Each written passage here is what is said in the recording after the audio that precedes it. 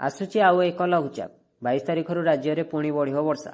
ତେବେ ସୂଚନା ଅନୁସାରେ ଆସୁଛି ଆଉ ଏକ ଲଘୁଚାପ ଆସନ୍ତା 22 ଓ 23 ଆଡ଼କୁ ଉତ୍ତର ପଶ୍ଚିମ ବଙ୍ଗୋପସାଗର ଏବଂ ପାର୍ଶ୍ୱବର୍ତ୍ତୀ ଉତ୍ତର ଓଡ଼ିଶା ଉପକୂଳରେ ଲଘୁଚାପ କ୍ଷେତ୍ର ସୃଷ୍ଟି ହେବାର ସମ୍ଭାବନା ରହିଛି। ଯାହାର ପ୍ରଭାବରେ ଆସନ୍ତା 22 ତାରିଖରୁ ରାଜ୍ୟରେ ପୁଣି ବଢ଼ିବ ବର୍ଷା।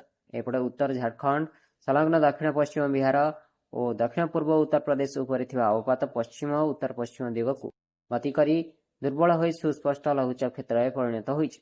ଆସନ୍ତା 24 ଘଣ୍ଟା ପାଇଁ ରାଜ୍ୟରେ ବର୍ଷାର ସମ୍ଭାବନା ନଥିବାରୁ କୌଣସି ଚେତାବନୀ ଜାରି କରାଯାଇ ନାହିଁ। କିନ୍ତୁ 21 ତାରିଖ ପାଇଁ ମୟୂରଭଞ୍ଜ, କେଉଁଝର ଓ ସୁନ୍ଦରଗଡ଼ ଜିଲ୍ଲାରେ ବିଜୁଳି ଘଡ଼ଘଡ଼ି ସହ ପ୍ରବଳ ବର୍ଷା ସମ୍ଭାବନା ଥିବାରୁ ଜାରି ହୋଇଛି ୟେଲୋ ଆଲର୍ଟ। ସେପଟେ ସୁବର୍ଣ୍ଣରେଖା ନଦୀରେ ବନ୍ୟା ଆସିବା ଫଳରେ ବାଲେଶ୍ୱର ଜିଲ୍ଲା ଜଳେଶ୍ୱର, ଭୋଗରାଇ, ବାଲିଆପାଳ ଓ ବସ୍ତା ବ୍ଲକରେ ବନ୍ୟା ପରିସ୍ଥିତି ଗମ୍ଭୀର ହୋଇଛି। ବନ୍ୟା ଯୋଗୁଁ ଶତାଧିକ ଗାଁ ଜଳବନ୍ଦୀ ହୋଇପଡ଼ିଛି। ଉତ୍ତର ବାଲେଶ୍ୱର 40ଟି ପଞ୍ଚାୟତର ଲକ୍ଷାଧିକ ଲୋକ ପ୍ରଭାବିତ ହୋଇଛନ୍ତି। ବିଶେଷ କରି ଭୋଗରାଇ ଓ ବାଲିଆପାଳ ବ୍ଲକର ହଜାର ହଜାର ଲୋକ ଏବେ ପାଣି ଘେରରେ ଅଛନ୍ତି।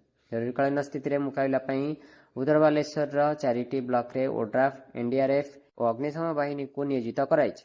ବିପଦ ସଂକେତ ଉପରେ ସୁବର୍ଣ୍ଣରେଖା ନଦୀର ଜଳସ୍ତର ଫଳରେ ବାଲିଆପାଳ ବ୍ଲକର 9ରୁ ଊର୍ଦ୍ଧ୍ୱ ପଞ୍ଚାୟତ ପ୍ରଭାବିତ ହୋଇଛି।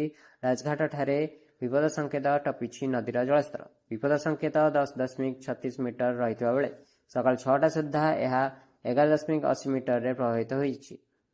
ବନ୍ୟା ବିପନ୍ନଙ୍କ ପାଇଁ ପ୍ରଶାସନ ପକ୍ଷରୁ 15ଟି ସ୍ଥାନରେ ମାଗଣା ରନ୍ଧା ଖାଦ୍ୟର ବ୍ୟବସ୍ଥା କରାଯାଇଛି। ସମସ୍ତ ପ୍ରଭାବିତ ଅଞ୍ଚଳରେ ଲୋକଙ୍କୁ ଶୁଖିଲା ଖାଦ୍ୟ ଯୋଗାଇ ଦିଆଯାଉଛି।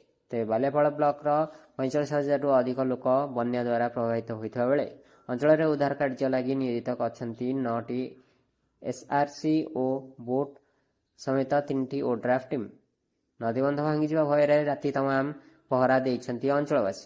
କେନ୍ଦ୍ରାପଡ଼ା, ବୈତରଣୀ ଓ ଖରସ୍ରୋତା, ବ୍ରାହ୍ମଣୀ ଓ କାଣି ନଦୀରେ ବନ୍ୟା ଜଳ ଆସିବା ପରେ ଚିନ୍ତା ବଢ଼ିଛି। ରାଜକନିକା ବ୍ଲକ ଅନ୍ତର୍ଗତ ବାରହା ଦୋମଣ୍ଡ ପଞ୍ଚାୟତର କାଇମା, ଖନପୁରରୁ ଗୁଣ୍ଠଳ, ଲୁଣାଘେରି ବନ୍ଧରେ ସୃଷ୍ଟି ହୋଇଛି 70 ଫୁଟର ଘାଇ। ଭୟ ଭିତରେ ଗୁଣ୍ଠଳ, ମାନପୁର ଓ ଦୋମଣ୍ଡ ଗାଁର ଲୋକେ। ହଜାର ହଜାର ହେକ୍ଟର ଚାଷ ଜମିରେ ମାଡ଼ିଗଲା ବନ୍ୟା ପାଣି। ବ୍ୟୁରୋ ରିପୋର୍ଟ, ନବୀକରଣ ଟିଭି।